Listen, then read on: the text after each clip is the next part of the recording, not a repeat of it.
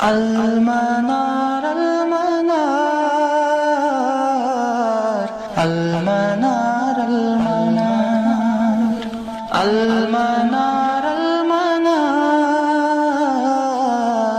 المنار المنار اے امین علم و فن، اے حکمتوں کے انجمن، تجھ پہ نازاں ہے چمن، تجھ پہ نازاں ہے چمن۔ السلام علیکم ورحمۃ اللہ وبرکاتہ۔ الحمد للہ وکفی والسلام علی عبادہ الذین اصطفی، اما بعد، قال اللہ تعالی فی القرآن المجید انا نحن نزلنا القرآن وانا لہ لحافظون۔ رب اشرح لی صدری ویسر لی امری واحلل عقدۃ من لسانی یفقہوا قولی۔ اللہم ارنا الحق حقا وارزقنا اتباعہ وارنا الباطل باطلا وارزقنا اجتنابہ۔ اللہم وفقنا لما تحب وترضى۔ ربنا آتنا فی الدنیا حسنۃ وفی الآخرۃ حسنۃ وقنا عذاب النار، آمین یا رب العالمین۔ علوم القرآن کے گزشتہ دروس میں ہم نے نظم کی تیسری فصل کے مطالعہ کا آغاز کیا تھا، اور جس کے حوالے سے ہم یہ بات جانتے ہیں کہ اس فصل کا تعلق احکام تجوید کے ساتھ ہے۔ تو ناظم رحمہ اللہ تعالی نے جو عنوان قائم فرمایا ہے وہ ہے فصل فیما یرجع الی العدا، سلسلۃ المتون کے صفحہ نمبر 41 پر، کہ فصل فیما یرجع الی العدا، یہ وہ فصل ہے جس کا تعلق ان مباحث کے ساتھ ہے جو قرآن مقدس کی ادائیگی سے متعلق ہیں۔ تو اس فصل میں جو پہلے باب کا عنوان انہوں نے قائم فرمایا ہے وہ ہے احکام الوقف والابتداء فی القرآن، قرآن مقدس میں وقف اور ابتدا کے جو احکامات ہیں۔ اس حوالے سے ہم نے وقف کی تعریف کو، وقف کی مختلف صورتوں کو بڑی تفصیل کے ساتھ آپ کے سامنے بیان کیا، اسی طرح ابتدا کے حوالے سے بھی بات آئی۔ اب آگے چل کر ناظم نے اس میں الوقف والابتدا کے علاوہ بھی دیگر مسائل کا تذکرہ کیا ہے، ٹھیک ہے، لیکن یہ وہ مسائل ہیں جن کا بنیادی طور پر تعلق علم قرات کے ساتھ ہے، ٹھیک ہے۔ تو قرات کا جہاں تک تعلق ہے یہ ایک عملی مسئلہ ہے، ٹھیک ہے۔ قرات تھیری نہیں ہے، تھیری سے زیادہ اس میں پریکٹیکل کا مسئلہ ہے، اسی لیے علم قرات کو بالمشافہہ یعنی براہ راست قراء سے حاصل کرنا یہی اس امت کا طریقہ رہا ہے۔ البتہ اب اس علم قرات کے کچھ بنیادی مسائل جن کا تذکرہ یہاں ناظم نے کیا ہے ان کو ہم کسی حد تک بیان کرنے کی کوشش انشاءاللہ کریں گے۔ تو ہم نے گزشتہ دروس میں آپ کو یعنی ائمہ سبع کا تعارف دیا تھا، اور یہ بات ہم جانتے ہیں کہ قرآن مقدس کی ادائیگی کے ایک سے زائد طریقے ہیں، ٹھیک ہے۔ ایک سے زائد طریقوں کا موجود ہونا یہ نقل کی بنیاد پر ہم بیان کرتے ہیں، یعنی یہ کوئی اجتہادی مسئلہ نہیں ہے، بلکہ یہ روایت سے رسول اللہ صلی اللہ علیہ وسلم سے ثابت ہے کہ آپ نے اپنے صحابہ کو ایک سے زائد طریقوں پر قرآن پڑھنے کی اجازت دی اور قرآن پڑھنا سکھایا، ٹھیک ہے۔ تو اب یہ قرآن کو متعدد طریقوں یا لہجوں پر پڑھنے کا جو مسئلہ ہے یہ ایک بالکل فطری مسئلہ ہے۔ کیونکہ ڈائلیکٹس کا فرق یہ ایک حقیقت ہے۔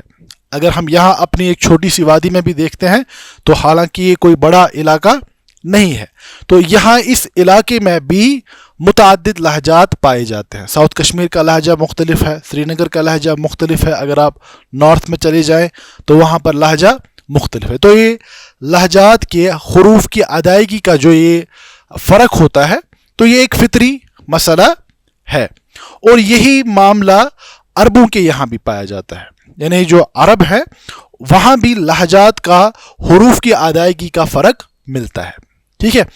اب قرآن مقدس چونکہ عرب یا عربی زبان میں نازل ہوا ہے، اور اس قرآن مقدس کی ادائیگی بھی انہی لہجات کے مطابق ہوگی جو عربوں میں پائے جاتے ہیں۔ اب لیکن ان لہجات کے رد و قبول کا بنیادی معیار کیا ہے؟ کیا ہر کوئی انسان اپنی اپنی مرضی کے مطابق پڑھ سکتا ہے، اس کا جو لہجہ جس کو سمجھ آئے اس میں پڑھ سکتا ہے، کہ اس کا کوئی بنیاد اس کی ہے؟ تو ہم نے یہ بات بیان کی کہ 7 احرف کے تناظر میں کہ نبی اکرم صلی اللہ علیہ وسلم نے اللہ سے دعا کی تھی کہ انحوّن علی امتی، اے اللہ میری امت پر آسانی کا معاملہ فرما دیجئے کہ ان کو ایک سے زائد طریقوں پر قرآن پڑھنے کی اجازت مل جائے. ٹھیک ہے. تو عربوں کے جو مشہور یعنی قبائل تھے اور یا مشہور لہجات تھے، ان میں سے نبی اکرم صلی اللہ علیہ وسلم نے جن جن لہجات کے مطابق صحابہ کو قرآن پڑھنا سکھایا، وہ ان لہجات کو امت نے آج تک محفوظ فرمایا ہے. ٹھیک ہے. تو یہ کوئی ایک عشوائی مسئلہ یا جس میں کوئی کنفیوژن ہو یا اپنی مرضی والا مسئلہ نہیں ہے، بلکہ علم قرات کے قواعد و ضوابط اس پر اس امت نے اتنا کام کیا ہے جتنا شاید کسی اور جگہ موجود نہ ہو. ایک ایک حرف، ایک ایک لفظ کی ادائیگی کن قواعد کے مطابق ہوگی تو وہ سب علم قرات کی کتابوں میں محفوظ ہے. تو ہم جو مسائل یہاں کچھ مسائل کو بیان کریں گے تو اس میں آپ کو کچھ مسائل کی بنیادی تعلیم تو مل جائے گی، لیکن آپ میں سے جو شخص تھوڑا تفصیل کے ساتھ مطالعہ کرنا چاہے ان چیزوں کا تو بہت ساری کتابیں ہیں. تو اردو زبان میں جو ایک یعنی عام فہم کتاب ہے جس کو آپ استعمال کر سکتے ہیں وہ قاری جمشید علی صاحب کی اصول قرات. دیکھیے دو کتابیں ان کی آتی ہیں، ایک تو ہے اصول تجوید جو عمومی طور پر درسگاہوں میں پڑھائی جاتی ہے، تو دوسری انہوں نے ہی قاری جمشید علی صاحب جو برصغیر کے معروف قراء میں سے ہیں، انہوں نے اصول القرات کے نام سے یہ کتاب لکھی ہے جس میں علم قرات کے ان مسائل کا تذکرہ نسبتاً تفصیل کے ساتھ کیا گیا ہے. ٹھیک ہے. تو علم قرات کے بعض مسائل کا جن میں سے الاشمام الروم کا تذکرہ بھی ہم نے کیا. اس کے بعد ایک اہم مسئلہ آتا ہے الفتح والامالہ کا، الفتح والامالہ. تو آج کے درس میں ہم اسی قاعدے کو سمجھنے کی کوشش کریں گے کہ فتح سے کیا مراد ہے اور امالہ سے کیا مراد ہے. ٹھیک ہے.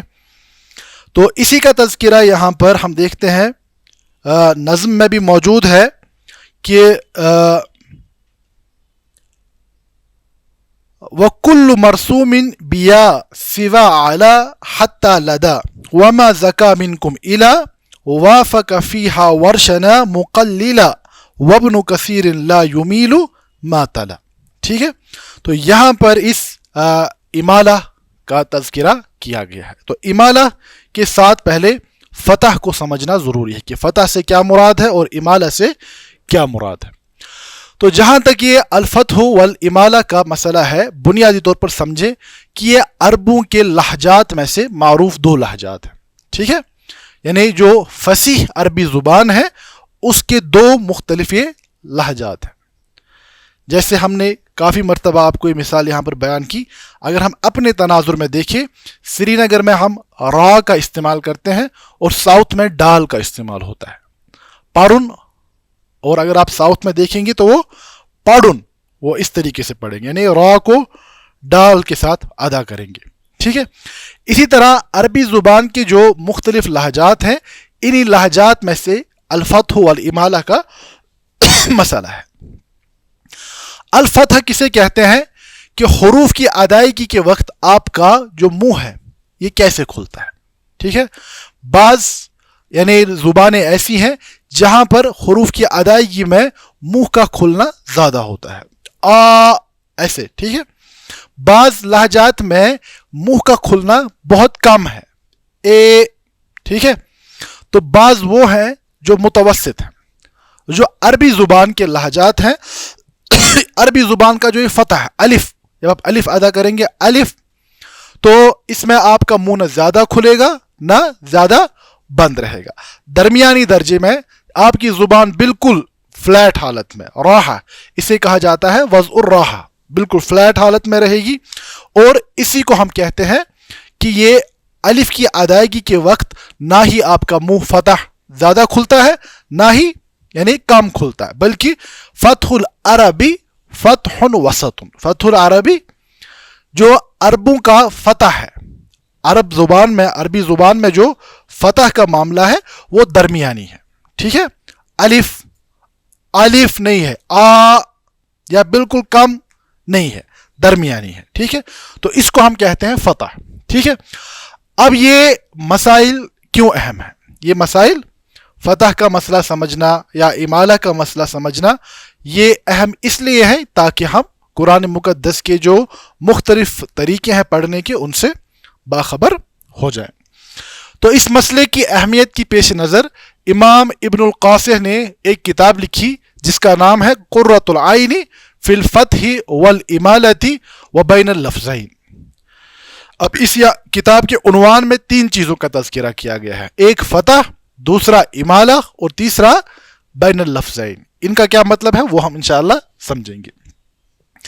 امام ابو عمرو عثمان ابن سعید الدانی، امام الدانی کے نام سے جو معروف ہیں، یہ علم قرات کے بڑے ائمہ میں سے ہیں، تو فرماتے ہیں الفتح والامالۃ لغتان مشہورتان فاشیتان علی السنۃ الفصحاء من العرب الذین نزل القرآن بلغتہم، کہ جو یہ فتح اور امالہ ہے یہ عربوں کی مشہور 2 لغتیں ہیں، یعنی ادائیگی کی 2 مشہور طریقے ہیں، فاشیتانی، جو عربوں کے یہاں معروف ہیں، یعنی عرب اس کو جانتے ہیں، علی السنۃ الفصحاء، اور یہ عامیانہ لہجہ نہیں ہے، ٹھیک ہے۔ دیکھیے زبان میں 2 چیزیں ہوتی ہیں، ایک تو ہوتی ہے زبان فصحا، یعنی جسے ہم کہتے ہیں ایلوکینس والی زبان، ٹھیک ہے، جو اصل زبان، دوسرا سوکیانہ زبان، یعنی جو بازاری زبان ہوتی ہے۔ تو یہ دونوں ایک جیسی چیزیں نہیں ہوتی ہیں۔ اگر آپ کشمیری کے حوالے سے بھی دیکھیں گے، جو کلام ہمیں شیخ نور الدین رحمہ اللہ کا کلام ان کا ملتا ہے، وہ ہمارے بول چال کی زبان سے بالکل یعنی مختلف ہے، کبھی کبھار اس درجے مختلف ہے کہ کشمیری بولنے والا اس زبان کو سمجھ ہی نہیں پاتا ہے، حالانکہ وہی کشمیری زبان کے جو معیار ہے یا کشمیری زبان کی جو اصل ہے، ٹھیک ہے، تو وہ ہمارے کلاسیکل لٹریچر میں پائی جاتی ہے۔ اسی طرح عربوں کے یہاں بھی یہ معاملہ ہے کہ ایک تو فصحا یعنی فصیح عربی زبان ہے، دوسرا جو دارجہ یعنی عام سوکیانہ زبان ہوتی ہے۔ اگر آپ عرب کے کسی علاقے میں آج جائیں گے تو وہ زبان نہیں بولتے ویسے جیسے کہ ہم، یعنی قرآن مقدس کی زبان، ہمارا کلاسیکل لٹریچر جو پایا جاتا ہے، بازاری زبان جو لوگ بولتے ہیں وہ مختلف ہوتی ہے۔ اب جہاں تک اس فتح اور امالہ کا مسئلہ ہے، یہ کوئی بازاری مسئلہ، یہ سوکیانہ زبان نہیں ہے۔ امام یعنی دانی رحمہ اللہ فرماتے ہیں کہ فاشیتان علی السنۃ الفصحاء، یہ فصیح عربی زبان کو جاننے والوں کے یہاں معروف 2 لہجے ہیں، الذین نزل القرآن بلغتہم، ان عربوں کے یعنی زبان میں ہے جن کی زبان میں قرآن مقدس نازل ہوا ہے۔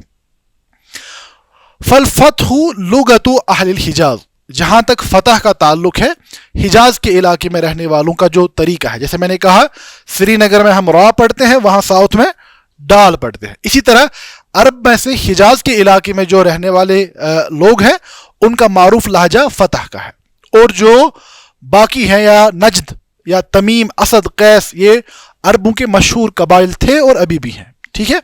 تو ان علاقوں میں جو لہجہ پایا جاتا ہے وہ امالہ کا لہجہ ہے۔ وہ تو پہلی بات اس کے ذریعے سے کیا سمجھ آئی کہ فتح اور امالہ یہ عربی زبان کے 2 معروف لہجات ہیں، اور الفاظ کی ادائیگی کے 2 معروف اور فصیح طریقے ہیں۔ اور جہاں تک حجاز کے لوگوں کا تعلق ہے، حجاز کے لوگوں کا طریقہ فتح کا ہے، نجد، تمیم، اسد اور قیس یعنی جو ان قبائل میں یا ان علاقوں میں رہنے والے لوگ ہیں ان کے یہاں معروف لہجہ امالہ کا ہے۔ ابھی آپ شاید یہ تھیوری ہے، فتح کیا مطلب ہے، امالہ کا کیا پریکٹیکل امپلیکیشنز ہیں، وہ ہم انشاءاللہ دیکھیں گے۔ اور بعض علماء نے اس کا یعنی جو بنیاد ہے، ان لہجات کی ادائیگی کی جو بنیاد ہے، اس کے حوالے سے کچھ روایت کا تذکرہ کیا ہے، جیسے کہ امام طبرانی نے اپنی معجم الاوسط میں روایت بیان کی ہے، حذیفہ رضی اللہ تعالیٰ عنہ سے مرفوع روایت ہے، فرماتے ہیں کہ انہوں نے فرمایا اقرأوا القرآن بلحون العرب واصواتها، قرآن کو عربوں کے لہجات، ان کی زبان کے مطابق پڑھو، ٹھیک ہے۔ اب ہم اگر یہاں پر قرآن مقدس میں یعنی اپنا لہجہ استعمال کریں، ٹھیک ہے، ہمارے ساؤتھ والے بولیں گے قرآن میں جہاں جہاں را لکھا ہے ہم وہاں اپنے لہجے کے مطابق ڈال پڑیں گے، تو یہ قابل قبول نہیں، یہ قابل قبول۔ تو کہا گیا کہ قرآن چونکہ عربی زبان میں نازل ہوا ہے، اسی لیے عربوں کے لہجات اور ان کی اصوات، ان کی یعنی آواز کے مطابق ہی پڑھا جائے گا۔ وَإِيَّاكُمْ وَأَصْوَاتُ أَهْلِ الْفِسْقِ وَأَهْلِ الْكِتَابَيْنِ، اور خبردار کہ تم نافرمان لوگوں کی طرح، یعنی جیسے گانے کی صورت بنانا قرآن مقدس کو، یا اہل کتاب جیسے ان کا طریقہ ہے، اس سے تم لوگ خبردار رہنا. فالامالۃ لا شک من الاحرف السبع ومن لحون العرب واصواتها. اور جو یہ فتح امالہ کا مسئلہ ہے، یہ کوئی یعنی اہل فسق کی زبان یا اہل کتاب کی زبان نہیں ہے، بلکہ یہ عربوں کے معروف لہجات اور ان کی زبان کی ادائیگی کا طریقہ ہے. اسی طرح ایک روایت، حالانکہ اس روایت کی سند پر علماء نے کلام کیا ہے، تو یہ بات سمجھانے کے لیے کہ اس کا تذکرہ ہوتا رہا ہے. ٹھیک ہے، روایات میں تذکرہ ملتا ہے کہ زر ابن حبیش رضی اللہ رحمہ اللہ سے وہ بیان کرتے ہیں، قرأ رجل علی عبداللہ ابن مسعود طٰہٰ، کہ عبداللہ ابن مسعود رضی اللہ کے سامنے کسی شخص نے سورۃ طٰہٰ کی تلاوت کی، ولم یقصر، اور اس میں کسرہ نہیں کیا. ٹھیک ہے، فقال عبداللہ طٰہٰ وکسر طٰ والحاء. ٹھیک ہے، تو عبداللہ ابن مسعود رضی اللہ تعالیٰ عنہ نے فرمایا کہ اس کو کسرہ کے ساتھ ادا کیا جائے. فقال الرجل طٰہٰ، لیکن اس شخص نے واپس اپنے طریقے مطابق، اپنے لہجے کے مطابق پڑھا. ٹھیک ہے، اور یہ بار بار جب ہوتا رہا تو عبداللہ ابن مسعود رضی اللہ تعالیٰ عنہ نے فرمایا، ھٰکذا علمنی رسول اللہ صلی اللہ علیہ وسلم، کہ ایسے مجھے رسول اللہ صلی اللہ علیہ وسلم نے پڑھایا ہے. لیکن امام ابن جزری رحمہ اللہ فرماتے ہیں کہ یہ حدیث غریب ہے، ضعیف نہیں غریب ہے. ٹھیک ہے، اور فرماتے ہیں لا نعرفه الا من هذا الوجه ورجاله ثقات الا محمد ابن عبید اللہ وهو الازرمی فانه ضعیف عند اهل الحديث وكان رجلا صالحا لكن ذهبت كتبه فكان يحدث من حفظه فأتي عليه من ذلك. قلت، یعنی یہ کیا ہے کہ اس روایت میں ایک راوی ہیں جن کا کیا نام ہے؟ محمد ابن عبید اللہ. فرماتے ہیں کہ یہ ضعیف راوی ہیں، یعنی علماء حدیث کے نزدیک یہ صالح انسان تھے، لیکن ان کی کتابیں یعنی ضائع ہو گئی تھی، جس کی وجہ سے یہ فقط اپنے حفظ سے روایت بیان کرتے تھے، اسی لیے یعنی کبھی کبھار ان کی روایت کو تسلیم نہیں کیا جاتا. تو امام سیوطی رحمہ اللہ فرماتے ہیں وحدیثه هذا اخرجه ابن مردوی فی تفسیرہ وزاد فی آخرہ وکذا نزل بها جبریل. امام سیوطی نے اپنی اتقان میں بیان کیا ہے کہ اس روایت کو امام ابن مردوی نے اپنی تفسیر میں بھی بیان کیا ہے، اور اس میں زیادہ آخر میں کیا ہے کہ وکذا نزل بها جبریل، کہ ایسے ہی جبریل علیہ السلام نے قرآن کو نازل فرمایا تھا.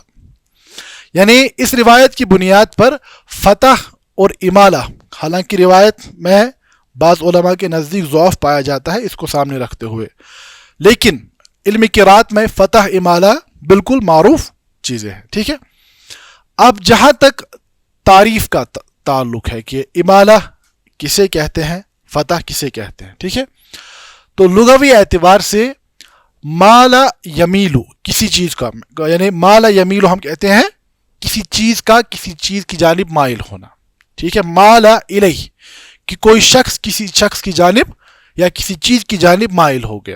ٹھیک ہے، یعنی اپنی اصل حالت کو چھوڑ کر کسی کی طرف جھک جانا. ٹھیک ہے، اسی لیے کہا گیا التعویج، یعنی ٹیڑھا ہو جانا.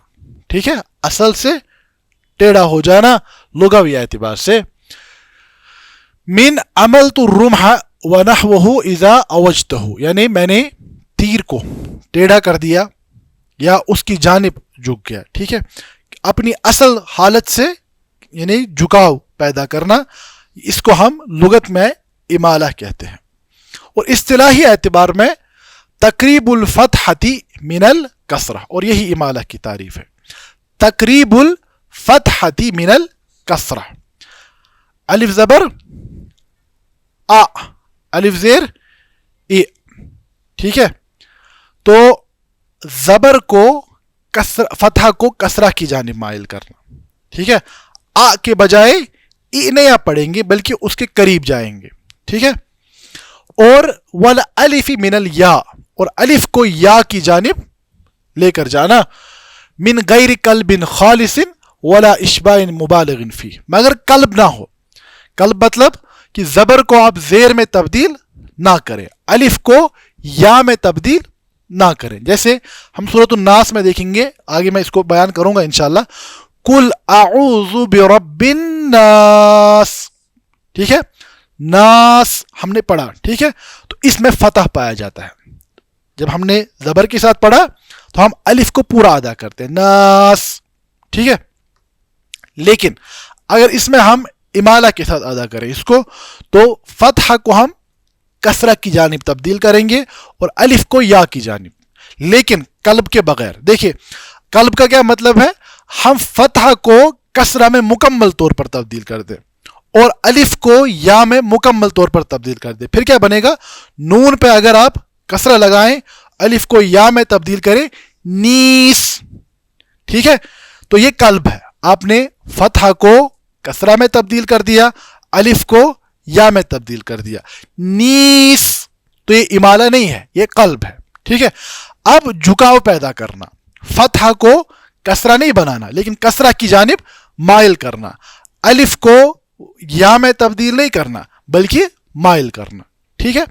تو ہم پڑھیں گے نیس. بات سمجھ آ رہی ہے؟ نیس ہم نے نہیں پڑھا، نیس قلب ہے، نیس. سمجھ آ رہی بات؟ ہم نے الف فتح کو کسرہ کی جانب مائل کیا اور الف کو یا کی جانب، ٹھیک ہے. تو اس کو ہم کہیں گے کہ یہ امالہ ہے. یہ تقریب الفتحتی من الکسرہ، فتح کو کسرہ کی جانب مائل کرنا اور الف کو یا کی جانب مائل کرنا، من غیر قلب خالص، لیکن اس میں کوئی قلب مطلب حروف کو تبدیلی یا حرکات کی تبدیلی، مکمل تبدیلی نہ ہو. اس کو ہم اصطلاحی طور پر یعنی کیا کہتے ہیں، امالہ، ٹھیک ہے. او یقال ہی النطق بالالف الممالة بین الالف والياء الصحیحتین وتكون في رواية حفص في كلمة واحدة وهي قوله تعالى مجریہا، ٹھیک ہے.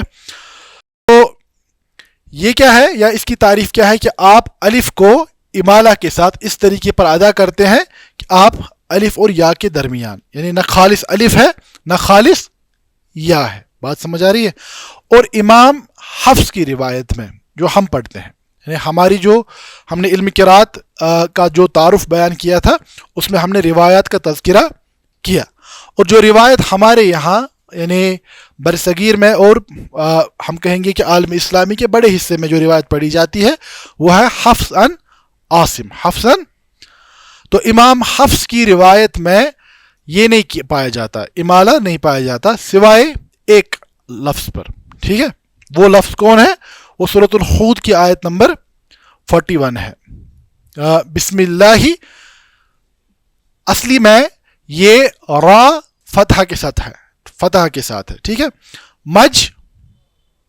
مجراہا، بسم اللہ مجراہا، ومر، آگے والا لفظ بھی دیکھیں، ومرساہا، ٹھیک ہے. تو اصل میں را پر فتح ہے، اس کے بعد الف ہے. بات سمجھ آ رہی ہے؟ اب اس کو ہم امالہ کے ساتھ جب پڑھیں گے تو فتح کو ہم کہاں کی جانب لے کر جائیں گے؟ کسرہ کی جانب، اور الف کو یا کی جانب. تو ہم اگر دیکھیں، اگر ہم فتح کو قلب مکمل طور پر قلب کریں تو فتح کو کسرہ میں لے کر جائیں، پھر اور الف کو یا میں لے کر جائیں، پھر کیا بنے گا؟ بسم اللہ مجریہا، ٹھیک ہے. لیکن یہ قرات نہیں ہے، امالہ ان دونوں کے درمیان ہے، ٹھیک ہے. را کو ہم یعنی را پر جو فتح ہے اس کو کسرہ کی جانب لے کر جائیں گے اور الف کو یا کی جانب. بسم اللہ مجریہا، بسم اللہ یہ مکمل فتح نہیں ہے. بات سمجھ آ رہی ہے؟ اگر فتح کے ساتھ ادا کریں گے پھر مجراہا، لیکن جب ہم امالہ اس میں پیدا کر رہے ہیں تو فتح کو ہم کسرہ کی جانب لے کر جائیں گے اور الف کو یا کی جانب، یا میں تبدیل نہیں کریں گے. تو اسی لیے کیا بنا؟ بسم اللہ مجریہا و مرساہا. اور اگر آپ اس لفظ کو دیکھیں گے اس پر علامات پائی جاتی ہیں، کہیں جگہ پر کنفیوژن سا ہو جاتا ہے کہ کھڑا زیر کے ذریعے سے، یعنی وہاں پر وہ علامت ہے کہ آپ فتح کو کسرہ کی جانب لے کر جا رہے ہیں، لیکن بعض مصحفوں میں یعنی وہاں پر گول دائرہ پایا جاتا ہے. ٹھیک ہے, اگر آپ اس لفظ کو دیکھیں گے تو وہ اس کی علامت ہے کہ امام حفص کی روایت میں اس ایک کلمے پر یعنی امالہ ہوتا ہے. اب امام سیوطی رحمہ اللہ فرماتے ہیں یعنی اس فتح اور امالہ کی تعریف بیان کرتے ہوئے کہ فتح امالہ سے کیا مراد ہے, این ہوا بالفتح نحو الکسرہ, جو ہم نے بیان کیا کہ فتح کو کسرہ کی جانب مائل کرنا اور الف کو یا کی جانب مائل کرنا. اب یہ جو امالہ ہے اس کے اور بھی کچھ نام ہیں. ٹھیک ہے, یا تو اسے الاستجاء والبطح کہتے ہیں. استجاء کس چیز کو کہتے ہیں؟ لیٹنے کو. ٹھیک ہے, بات سمجھ آ رہی ہے. دوسرا والکسر قلیلا یا بین اللفظین تقلیل والتلطیف بین بین, یہ مختلف صورتیں بھی ہیں اور مختلف نام بھی ہیں. ٹھیک ہے, اب امالہ کی بھی ہمارے پاس دو صورتیں پائی جاتی ہیں. ٹھیک ہے, ایک تو ہے امالہ صغرا اور دوسرا ہے الامالہ الکبریٰ, صغرا اور کبریٰ. تو ان دونوں کے درمیان فرق کیا ہے اس کو ہم سمجھنے کی کوشش کریں گے. دیکھیے, جیسے آپ الف ادا کرتے ہیں تو آپ کی زبان وضع الراحہ میں ہوتی ہے. ٹھیک ہے, الف الف الف کا مخرج کیا ہے؟ الف کا مخرج ہے منہ کا کھلا حصہ, جوف دہن جو ہے. ٹھیک ہے, آپ کی زبان نہ اوپر کی جانب مائل ہوتی ہے نہ نیچے کی جانب, بلکہ آپ کی زبان وضع الراحہ میں ہوتی ہے. تو ہم الف الف ادا کرتے ہیں. ٹھیک ہے, اب دیکھیے یہاں پر دکھایا ہے ہم نے کہ زبان جو ہے یہ کس میں ہے, یہ یوں سمجھے کہ فلیٹ ہے, وضع الراحہ میں ہے. لیکن اس کے مقابل اگر آپ یا کو ادا کریں گے, یا کا مخرج کیا ہے؟ زبان کا بیچ والا حصہ اور اوپر کا تالو. اور یا کے ہم مخرج حروف کون کون ہیں؟ جیم شین اور یا. جیم شین یا یہ زبان کے بیچ والے حصے سے اور تالو کی جانب مائل ہو کر ادا ہوتا ہے. اگر آپ یا کو دیکھیں گے, یا کو آپ ادا کریں گے تو یا میں زبان کا بیچ والا حصہ تالو کی جانب ہوتا ہے. یہاں دیکھیے فرق دیکھیے, ارتفاع میں فرق دیکھیے. یہاں پر الف کی ادائیگی کے وقت زبان وضع الراحہ میں ہے. ٹھیک ہے, اور یا کی ادائیگی میں الارتفاع کامل یعنی زبان پوری طریقے سے اوپر کی جانب مائل ہوتی ہے. ٹھیک ہے, لیکن اب امالہ جو ہے یہ ان دونوں کے درمیان ہے, نہ ہی وضع الراحہ ہے نہ ہی ارتفاع کامل ہے. ٹھیک ہے, اب کبریٰ اور صغریٰ میں فرق کیا ہے؟ کبریٰ اور صغریٰ میں فرق کیا ہے وہ آپ ذرا یہاں سے پہلے ہم دیکھتے ہیں.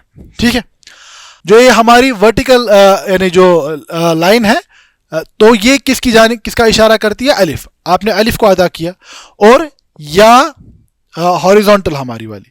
اب جو امالہ کا مسئلہ ہے یوں سمجھے کہ الامالہ کبریٰ جو ہے یہ الف اور یا کے بالکل درمیان ادا ہوگی. ٹھیک ہے, نہ الف مکمل ہے نہ یا مکمل ہے بلکہ درمیان ہے. ٹھیک ہے, اور امالہ صغریٰ جو ہے وہ یا کے مقابلے میں الف کی جانب زیادہ مائل ہے. بات سمجھ آ رہی ہے؟ بات سمجھ آ رہی ہے آپ کو؟ ٹھیک ہے, ہم یہ جب ناس ادا کرتے ہیں ہم نے کہا کل اعوذ برب الناس, یہ کیا ہے؟ یہ فتح ہے, اس میں امالہ نہیں ہے. ٹھیک ہے, اب اگر ہم ایسے پڑھیں کل اعوذ برب الناس, یہ ہم نے بالکل مکمل طور اس میں امالہ نہیں کیا. اب اگر میں پڑھوں ایسے کل اعوذ برب الناس تو آپ کو فرق بالکل واضح ہو گئی. یعنی نون پر جو یہ جو فتح ہے اس کو ہم نے کسرہ کی جانب لیا اور الف کو یا کی جانب. بات سمجھ آ رہی ہے؟ تو اسی کو آپ دیکھ سکتے ہیں کہ کبریٰ میں جو ہے زبان کہاں کی جانب مائل ہے, یعنی یہ الف اور یا کے درمیان ہے. اور صغریٰ جو ہے بین الالف والیا ولکنھا الی الالف اقرب, یہ الف اور یا کے درمیان ہی ہوتا ہے لیکن الف کی جانب نسبتاً زیادہ مائل ہے. ٹھیک ہے, امالہ صغریٰ میں زبان کی حالت اور امالہ کبریٰ میں زبان کی حالت. اب جو یہ امالہ کی ادائیگی کا مسئلہ ہے کہ یہ امالہ کن کن لہجات میں پایا جاتا ہے. ٹھیک ہے, ابھی تک بات سمجھ آئی مکمل؟ ٹھیک ہے. الامالۃ عند المقلین, ٹھیک ہے. اب یہ جو امالہ صغریٰ ہے نا, امالہ صغریٰ کو بعض علماء التقلیل بھی کہتے ہیں, اور بعض علماء اسے بینہ بینہ بھی کہتے ہیں. ٹھیک ہے, تو یہ اسی کے دو نام ہیں. تو جہاں تک ائمہ سبع کا تعلق ہے, بعض علماء, بعض قراء ایسے ہیں جن کے یہاں امالہ سرے سے پایا ہی نہیں جاتا, بعض قراء کے یہاں امالہ کثرت سے پایا جاتا ہے, اور بعض قراء کے یہاں امالہ بعض کچھ کلمات میں پایا جاتا ہے. تو جہاں تک یعنی قرآن میں امالہ کی کو کم پڑھنے کا جو مسئلہ ہے, اس میں ائمہ سبع میں سے ابن کثیر مکی کے یہاں یعنی امالہ سرے سے ہی نہیں پایا جاتا. ٹھیک ہے. فلم تريد عند الامالة في آیت کلمۃ القرآنیہ من الطرق المقروء بها الآن. ٹھیک ہے. تو سب سے پہلے امام ابن کثیر المکی جو ہے, ان کی مکمل تلاوت کس میں ہے؟ فتح کے لہجے میں. ہم نے پہلے بیان کیا کہ فتح کن لوگوں کا لہجہ ہے؟ اہل حجاز کا. مکہ کس کا حصہ ہے؟ حجاز مقدس کا, ہے نا. تو کیونکہ ہم نے آپ کو بیان کیا ہے ابن کثیر, عبداللہ ابن کثیر رحمہ اللہ, ان کا مسکن, ان کے رہنے کی جگہ, ان کا مدرسہ کہاں تھا؟ یہ امام و اہل مکہ یعنی اہل مکہ کے امام تھے. اسی لیے ان کے لہجے میں یا ان کی قرات میں امالہ نہیں پایا جاتا, سرے سے ہی نہیں پایا جاتا. کسی بھی لفظ میں ان کی مکمل تلاوت فتح کے ساتھ ہی ہے. ٹھیک ہے. اور اسی طرح ہم نے 7 کے بعد اور 3 ائمہ کا تذکرہ کیا تھا جن کو الائمۃ العشرہ کہا جاتا ہے. تو ائمہ عشرہ میں سے امام ابو جعفر یزید ابن القعقاع کے یہاں بھی امالہ نہیں پایا, فلیس عندہ الامالہ, وہ بھی امالہ کے ساتھ تلاوت نہیں کرتے ہیں. اب جو من عندہ امالۃ احرف قلیلہ فلا تتجاوز 5 کلمات, وہ ائمہ جن کے یہاں بعض حروف میں امالہ پایا جاتا ہے اور وہ 5 سے زیادہ الفاظ نہیں ہیں. ان میں سے حفص عن عاصم, ایک ہی لفظ میں جس کا تذکرہ ہم نے کیا, بسم اللہ مجریہا کا. اسی طرح امام اصبہانی جو امام ورش سے روایت کا, امام ورش کے جو راوی ہیں ان میں سے امام اصبہانی سے جو روایت ہے, تو اس روایت میں امالہ کچھ کلمات میں پایا جاتا ہے. امام یعقوب الحضرمی اور ان کے 2 راویوں کی روایت میں امالہ پایا جاتا ہے. اور وہ قالون عن نافع, امام نافع کی روایت میں جو انہوں نے امام قالون نے امام نافع سے بیان کیا ہے, اس میں بھی کم بعض الفاظ میں امالہ پایا جاتا ہے. فاما روایت حفص عن عاصم فقد امال کلمۃ مجراها فی سورۃ حود ولم یمل فی القرآن سواها, کہ امام حفص نے جو امام عاصم سے روایت کی ہے, جو قرآن کی روایت ہم بھی پڑھتے ہیں, تو فرماتے صرف ایک کلمے میں امالہ ہے, وہ مجرا کا ہے. المکثرین فی الامالہ, امالہ میں کثرت کرنے والے ائمہ جن کی زبان میں کثرت سے امالہ پایا جاتا ہے, ان میں سے امام ورش, امام ابو عمرو, امام حمزہ اور امام کسائی, کسائی نہیں امام کسائی. ٹھیک ہے. تو یہ ہیں جو مکثرین ہیں, جو کثرت سے امالہ کرتے ہیں. اب لیکن یہ امالہ کب کرتے ہیں اور کب نہیں کرتے ہیں؟ فتح امالہ کبریٰ کب کرتے ہیں, امالہ صغریٰ کب کرتے ہیں؟ ٹھیک ہے. تو اس کے باضابطہ قواعد ہیں, اس کے باضابطہ. اگر آپ یہی قاری جمشید صاحب کی اس اصول قرات کو دیکھیں گے, انہوں نے اس کی صفحہ نمبر 66 پر, پہلے تو 65 پر امالہ اور فتح کی تعریف بیان کی ہے. اس کے بعد دیکھیے کچھ عنوانات کو میں پڑھتا ہوں جس سے آپ کو سمجھ آئے گا. فرماتے ہیں حمزہ و کسائی کے امالہ کے 7 مواقع. امام حمزہ اور امام کسائی 7 مقامات پر یعنی جو امالہ کرتے ہیں ان کا تذکرہ ہے. اسی طرح فرماتے ہیں ورش کی تقلیل کا قاعدہ, امام ورش کو ان کی روایت میں سب سے زیادہ امالہ پایا جاتا ہے. ٹھیک ہے. اسی لیے اگر آپ دیکھیں گے نا, ہمارا جو مغرب, المغرب الاسلامی, مراکش ہے, تونس ہے, اسی طرح جو ہمارے الجزائر والے لوگ ہیں, اسی طرح صومالیہ وغیرہ کے لوگ, جہاں پر امام ورش, امام قالون کی روایت پڑھی جاتی ہے, تو وہاں پر آپ دیکھیں گے کہ وہاں پر امالہ کے ساتھ ہی پڑھا جاتا ہے. اب فرماتے لیکن ورش کی تقلیل کا قاعدہ یہ کوئی عشوائی یعنی اپنی مرضی والا مسئلہ، کبھی امالہ کر دیا کبھی امالہ نہیں کر دیا، کسی پر کر دیا کسی پر نہیں کر دیا، نہیں. امام ورش کی روایت میں کہاں کہاں پر امالہ ہوگا اس کے باضابطہ اپنے قواعد ہیں جن کا قاری جمشید صاحب نے تذکرہ کیا ہے. ٹھیک ہے. اس کے بعد فرماتے امام ابو عمرو بصری کی تقلیل و امالہ کا قاعدہ. تقلیل و امالہ، جب امالہ کو مطلق بولا جاتا ہے تو تب اس سے مراد امالہ صغرا ہوگا کہ کبرا. اب خالی امالہ کہہ رہے ہیں، نہ اس میں آپ صغرا جوڑ رہے ہیں نہ کبرا جوڑ رہے ہیں، مطلق طور پر آزاد طور پر آپ امالہ لفظ کو استعمال کر رہے ہیں تو اس سے مراد امالہ صغرا ہی ہوتا ہے. ٹھیک ہے، بات سمجھ آئی. اب اگر آپ تقلیل کا لفظ استعمال کریں مطلق طور پر اس سے مراد امالہ صغرا ہوتا ہے. دیکھیے یہاں پر انہوں نے لکھا ہے ابو عمرو بصری کی تقلیل و امالہ کا قاعدہ. تقلیل کے قواعد، کب امالہ صغرا ہوگا اور اس کے بعد امالہ کبرا کب ہوگا، اس کے قواعد کا تذکرہ کیا. اسی طرح امام ابن عامر شامی کی تذکرہ ہے. اسی طرح امام حمزہ اور امام دوری کی روایت کا تذکرہ ہے. تو یہ سب آپ اس کتاب میں تفصیل کے ساتھ دیکھ سکتے ہیں. تو بات سمجھ آئی کہ امالہ کے اپنے قواعد ہیں، کب ہوگا کن حروف میں ہوگا، تو آپ خام و خام امالہ نہیں کر سکتے. ٹھیک ہے. تطبیق کے طور پر اگر آپ ایک اور بار دیکھنا چاہیں، ہم جو سورۃ الضحیٰ کی تلاوت کرتے ہیں ہم کیا پڑھتے ہیں؟ بسم اللہ الرحمن الرحیم والضحیٰ. ٹھیک ہے. تو ہم نے کس کے ساتھ پڑھا؟ امام حفص عاصم کی روایت جو ہم پڑھتے ہیں ہم فتح کے ساتھ پڑھتے ہیں. ہا آپ نے الف کو پورا ادا کیا. ٹھیک ہے.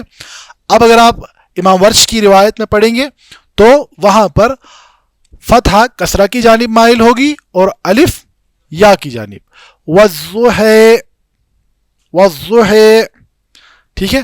اب یہ کہاں کرنا ہے کہاں نہیں کرنا ہے اس کی امام ورش کی روایت میں قواعد ہیں جو کہ فی الحال ہماری کتاب کے اسکوپ سے باہر ہیں. اس کو پڑھنا فی الحال ہمارا سلیبس ہمارا نصاب نہیں ہے. ٹھیک ہے. تو یہاں تک مجھے امید ہے کہ آپ کو یہ بات واضح ہو گئی ہوگی کہ فتح سے کیا مراد ہے، امالہ سے کیا مراد ہے، اس کے کیا قواعد ہیں، کون لوگ کثرت کے ساتھ اور کیوں. اگر آپ کو یہ پوچھا جائے کہ امام عبداللہ ابن کثیر کی روایت میں امالہ کیوں نہیں ہے، عبداللہ ابن کثیر امام اہل مکہ ہے. مکہ حجاز مقدس کا مرکز ہے.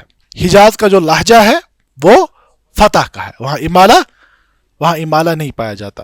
امام ورش کی روایت میں کیوں پایا جاتا ہے تو وہ نجد سے تعلق رکھتے ہیں، یعنی حجاز سے باہر ہیں، اسی لیے ان کی روایت میں پایا جاتا ہے. بات سمجھ آئی.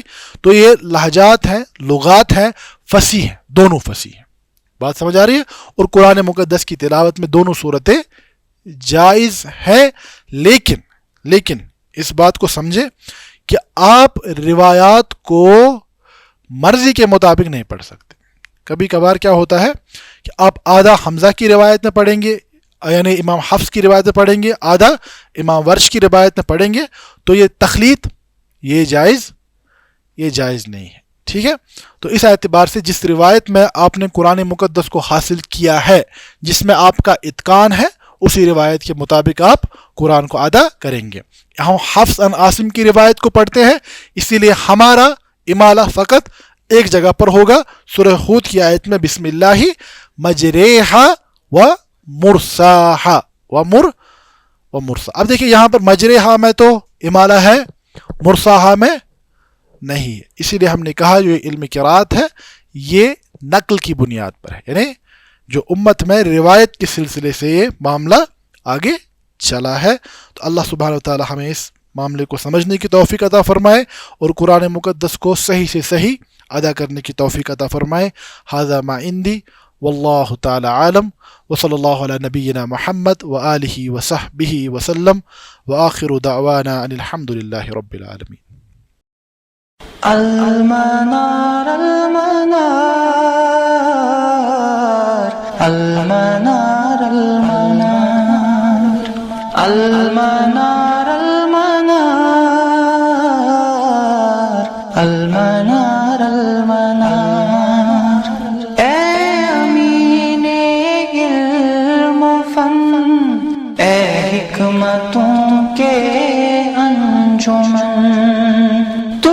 پہ نازاں ہے چمن، تجھ پہ نازاں ہے چمن.